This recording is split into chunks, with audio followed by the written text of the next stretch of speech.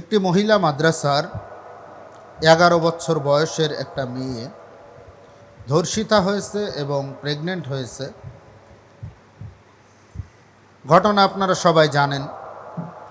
সেই মেয়ের পরিবার থেকে একজন আলেমকে ফাঁসানোর চেষ্টা করা হয়েছে। যেভাবেই হোক না কেন ষড়যন্ত্র করে তাকে ফাঁসানোর চেষ্টা করা হয়েছে। তো সত্য প্রকাশ পেয়েছে। এখন দেখা যাচ্ছে যে আসলে সে আলেম এর জন্য দায়ী নয়, দায়ী হলো তার নিজের আরেকজন। এমন ঘটনা বাংলাদেশে পূর্বেও ঘটেছে যে নিজের ভাই নিজের বোনের সঙ্গে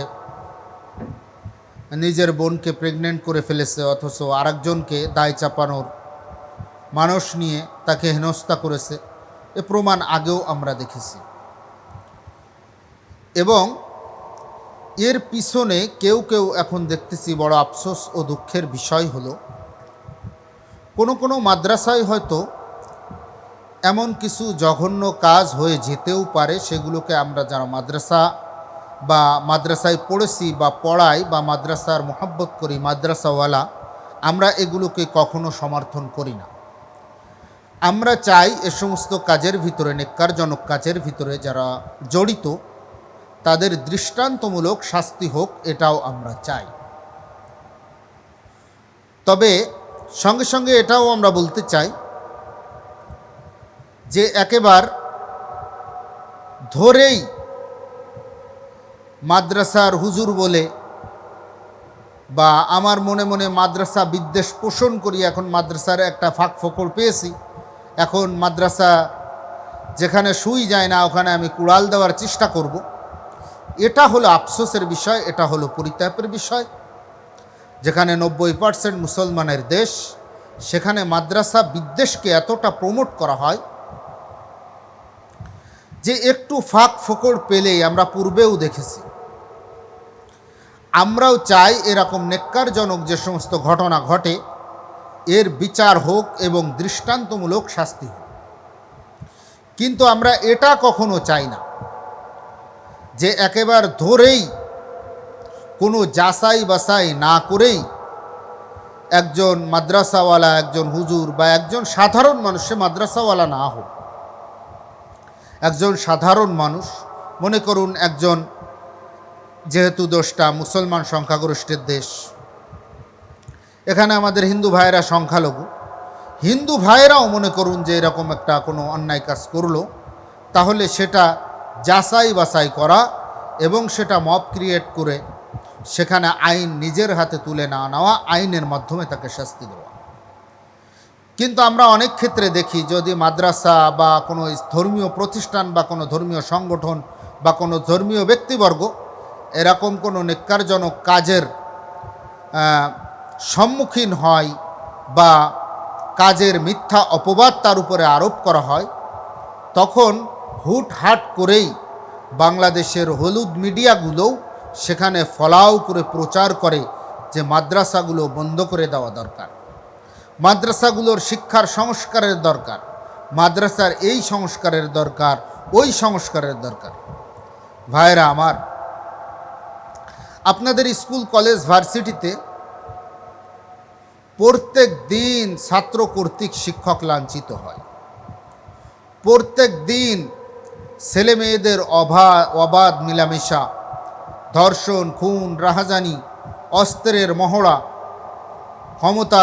ক্ষমতা আধিপত্য বিস্তারকে কেন্দ্র করে এক গ্রুপ আর এক গ্রুপের সঙ্গে মারামারি, হানাহানি, কাটাকাটি, রাজনৈতিক মতাদর্শ ভিন্ন হওয়ার কারণে একজন আরেকজনের উপরে চড়াও হওয়া, খুন করা, জখম করা, আহত করা, নিহত করা। আমরা কি কোনোদিন উলামা সমাজ বলেছি আপনাদের ভার্সিটি কলেজে ধর্ষণের সেঞ্চুরি পর্যন্ত উদযাপন হয়েছে? আমরা হাজার হাজার না লক্ষ লক্ষ প্রমাণ দেখাতে পারব। আপনাদের যে বিশ্ববিদ্যালয়ের ক্যাম্পাস বা আবাসিক হলগুলা বা অন্য অন্য জায়গায় এরকম হাজার হাজার খবর পত্রপত্রিকা সামাজিক যোগাযোগ মাধ্যমে আসে, কিন্তু একজন আলেমের মুখ থেকে দেখান যে একজন আলেম বলেছে যে ঢাকা বিশ্ববিদ্যালয়ে যেহেতু ধর্ষণের সেঞ্চুরি উদযাপন করা হয়েছে, এর জন্য ঢাকা বিশ্ববিদ্যালয়ের ছাত্র এই গর্হিত কাজ করার কারণে ঢাকা বিশ্ববিদ্যালয় তার গৌরব বা ঐতিহ্য হারিয়েছে, সেই ঢাকা বিশ্ববিদ্যালয়কে বন্ধ করে দেওয়া হোক, বা ইডেন কলেজকে বন্ধ করে দেওয়া হোক, রাজশাহী বিশ্ববিদ্যালয়কে বন্ধ করে দেওয়া হোক, চট্টগ্রাম বিশ্ববিদ্যালয়কে বন্ধ করে দেওয়া হোক। কোনোদিন কোনো আলেম এরকম প্রশ্ন উত্থাপনও করেনি। অথচ এই বিশ্ববিদ্যালয়ের শিক্ষক আবার নতুন করে চ্যাংড়া নেতা হয়েছে, এরাই আবার বলতেছে যে মাদ্রাসার ভিতরে এরকম 2 নম্বরই চলে, এই মাদ্রাসাগুলোকে বন্ধ করে দেওয়া দরকার, আর যদি বন্ধ না হয় তাহলে এখানে সংস্কার করা দরকার, মাদ্রাসাগুলোতে সরকারের নজরদারি বাড়ানোর দরকার। মাদ্রাসাগুলো তো সরকারের নজরদারির ভিতরেই আছে। আমরা তো বাংলাদেশের ভিতরেই, বাহিরে তো আর না। যেহেতু বাংলাদেশের ভিতরে আছে, বিশ্ববিদ্যালয়গুলো তো সরকারের নজরদারিতে থাকে। তো এখানে হাজার হাজার লক্ষ লক্ষ আগ্নেয়াস্ত্র কোথা থেকে আসে? এখানে দেশীয় অস্ত্রশস্ত্রের মহড়া চলে পুলিশের সামনে, কোথা থেকে আসে? কোনোদিন কোনো মাদ্রাসায় দেখেছেন যে আগ্নেয়াস্ত্র বা দেশীয় অস্ত্রের মহড়া চলতেছে? ছাত্রের 2 গ্রুপে মারামারি, শিক্ষকের 2 গ্রুপে মারামারি, শিক্ষক ছাত্রর মারামারি, শিক্ষক ছাত্রদের ভিতরে হাতাহাতি, এরকম হতে পারে। নগণ্য 2-1টা ঘটনা, বিচ্ছিন্ন ঘটনা ঘটে যেতেই পারে। মাদ্রাসায় 2-1টা বিচ্ছিন্ন ঘটনা ঘটে, এর জন্য মাদ্রাসাকে বন্ধ করে দেওয়ার কথা বলা হয়। বড় বড় জ্ঞান পাপী এইগুলো বিশ্ববিদ্যালয়ের টিচার, বিশ্ববিদ্যালয়ের বড় বড় ছাত্র নেতা, এই জ্ঞান পাপীরা টকশোতে বসে বলে যে মাদ্রাসা শিক্ষাকে বন্ধ করে দেওয়া হোক, বা সংস্কার করা হোক, বা সরকারের নজরদারি বাড়ানো হোক। বিভিন্ন লাইনের কথা বলা হয়, কিন্তু এটা বিচ্ছিন্ন ঘটনার কারণে বলা হয়। অথচ যেটা পান্তা ভাত আর কাঁচা মরিচের মতন আপনাদের কাছে হয়ে গেছে, খুন, ধর্ষণ, রাহাজানি, গুম,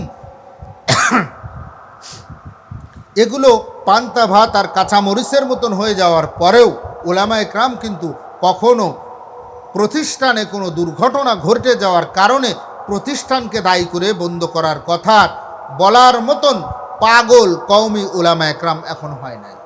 কিন্তু অনেক মহিলা মাদ্রাসায় কিছু গর্হিত কাজ, কিছু অন্যায় কাজ, কিছু নোংরা কাজ মহিলা মাদ্রাসায়, পুরুষ মাদ্রাসায় কোনো ব্যক্তির দ্বারা সংগঠিত হওয়ার কারণে একেবারে সম্পূর্ণ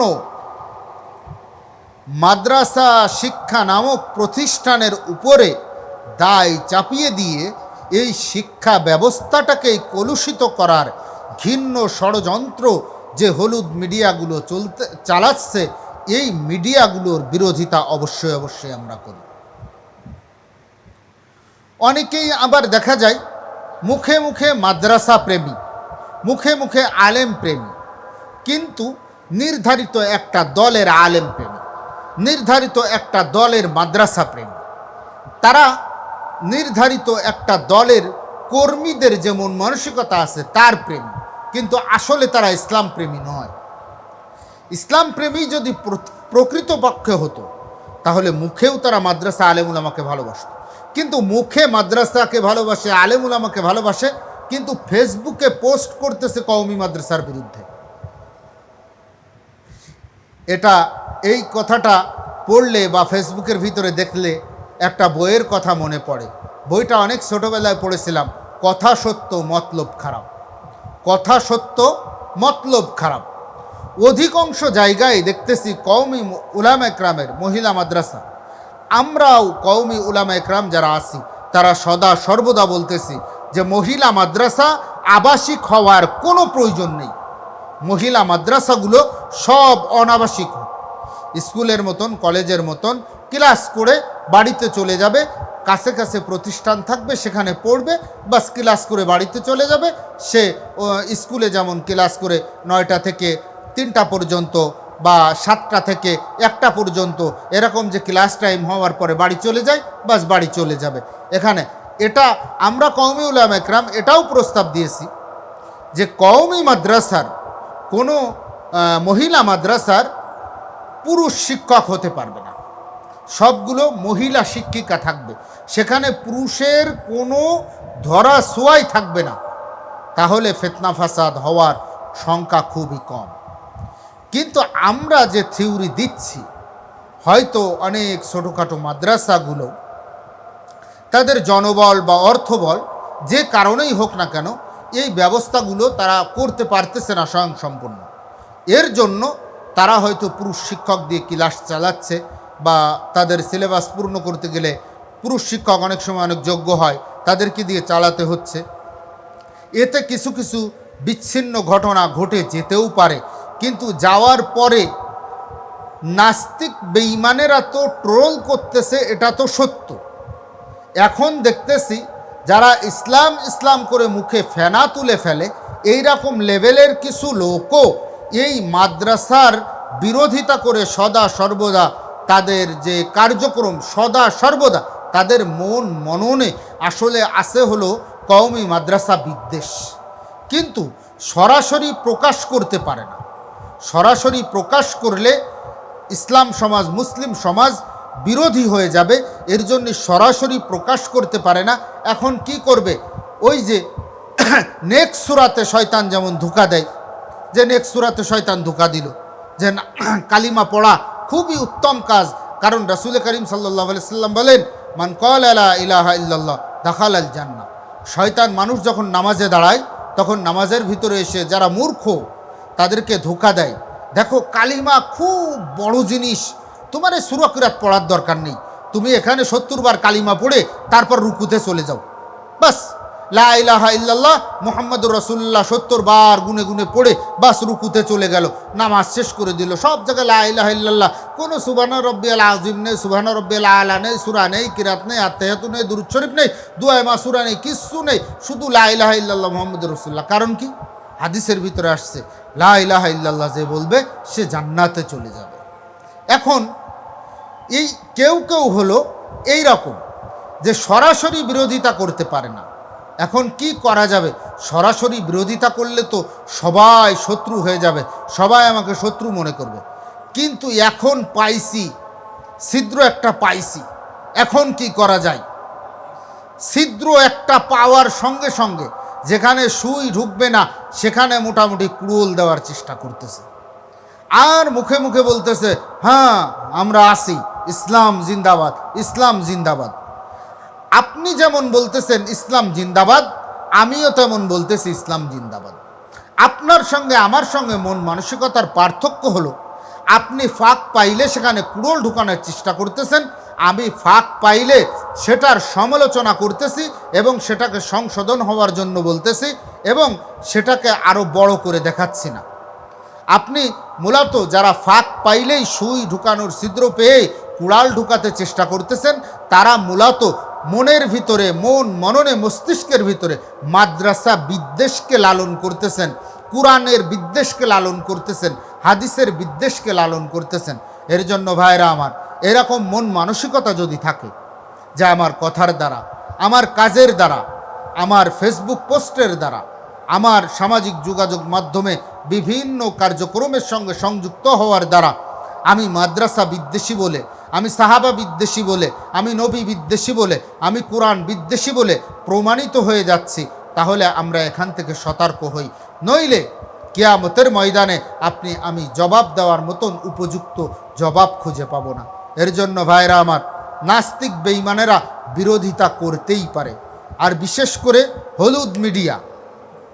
হলুদ মিডিয়া যেগুলো আছেন, আর এই যে সমস্ত নাস্তিক বেঈমানেরা একেবারে সরাসরি একটা ছিদ্র পাইলেই, বিশেষ করে দেখুন এই যে 11 বছর বাচ্চা, তাকে যে প্রেগনেন্ট করেছে, সঙ্গে সঙ্গে ওই যে এক ডাক্তার রিপোর্ট দিয়ে দিল, রিপোর্ট পাওয়ার আগেই ডাক্তার সেই হুজুরকে ধর্ষক হিসেবে আখ্যায়িত করল। এখন কি করা দরকার? এই ডাক্তারকেও তো একটু মানহানির কেস হয়, তো এখানে মানহানির কেস আমি বাংলাদেশের উলামা একরামের কাছে অনুরোধ জানাবো, যারা ভিডিও দেখবেন, এই ডাক্তার এইরকমভাবে যারা নেক্কারজনক কাজ করবে বা অপবাদ দিবে, তাদের নামে সুরাহা হয়ে যাওয়ার পরে কেসে যখন দায়ী হবে না, তখন এদের নামে কমপক্ষে 10 কোটি টাকার মানহানি মামলা করা দরকার, কমপক্ষে এরকমভাবে, তাহলে এদের শিক্ষা হবে। এরা মূলত মাদ্রাসা বিদ্বেষকেই মনের ভিতরে লালন করে।